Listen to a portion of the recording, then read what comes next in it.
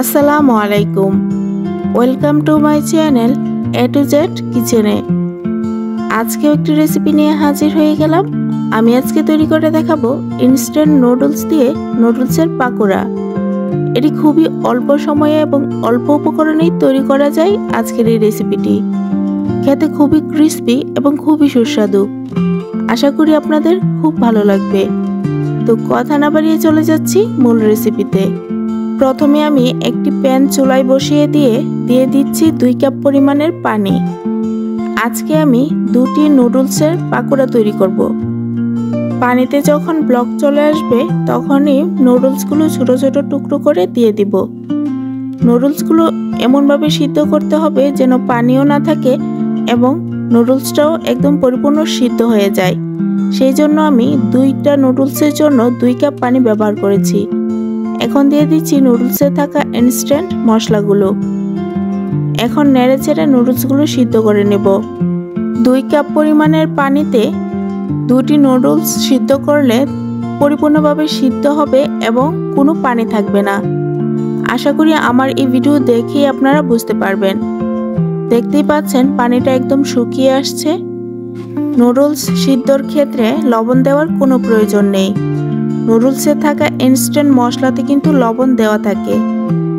দেখতেই পাচ্ছেন পানিটা একদম শুকিয়ে গেছে এবং নুডলসগুলো সিদ্ধ হয়ে গিয়েছে। এখন আমি চুলা থেকে নামিয়ে নেব। অন্য একটি পাত্রে ঢেলে নুডলসগুলো পরিপূর্ণ ঠান্ডা করে নেব। গরম অবস্থায় কিন্তু পাকোড়াগুলো তৈরি করা যাবে না। নুডলসগুলো পরিপূর্ণ ঠান্ডা হয়ে আসলে পাকোড়া তৈরি করার জন্য প্রথমেই দিয়ে দিব রুম টেম্পারেচারে থাকা 2টি ডিম। এখন দিয়ে দিচ্ছি কুচি করে রাখা হাফ কাপ পেঁয়াজ।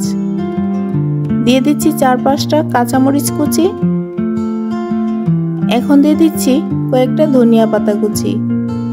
দিয়ে দিব 1 চা চামচ শুকনো লাল মরিচের গুঁড়া, 1 চা চামচ ভাজা জিরার গুঁড়া। দিয়ে দিচ্ছি হাফ চা চামচ লবণ। এখানে আপনারা আপনাদের স্বাদ বুঝে লবণটা ব্যবহার করবেন। এখন মেখে নিতে হবে। মাখার ক্ষেত্রে খুব বেশি চেপে চেপে কিংবা চটকে মাখা যাবে না, খুবই হালকাভাবে মিশিয়ে নেব। এখন দিয়ে দিচ্ছি 1/4 কাপ কর্নফ্লাওয়ার। তবে পুরোটা আমি একসঙ্গে মিশিয়ে ফেলবো না, অল্প অল্প করে আমি 2 বারে মিশিয়ে নিব এবং আবারও হালকাভাবে সবগুলো মেখে নিব।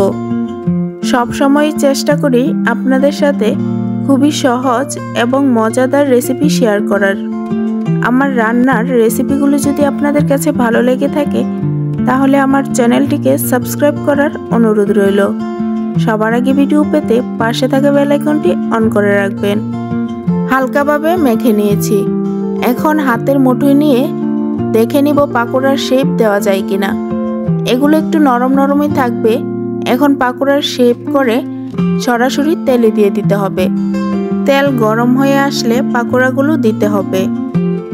পাকোড়াগুলো ভাজার সময় চুলার আঁচ মিডিয়ামে রাখতে হবে। পাকোড়াগুলো যেন সম্পূর্ণ তেলে ডুবে যায় অথবা অন্ততপক্ষে অর্ধেক হলেও তেলে ডুবে থাকে সেই পরিমাণ তেলে পাকোড়াগুলো ভেজে নিতে হবে।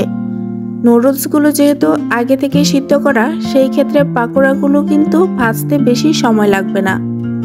চুলার আঁচ মিডিয়ামে রেখে 3 থেকে 4 মিনিটের মতো সময় নিয়ে আমি পাকোড়াগুলো ব্রাউন কালার করে ভেজে নিব। ব্রাউন কালার করে ভেজে নিলেই কিন্তু পাকোড়াগুলো খেতে অনেক ক্রিস্পি হবে।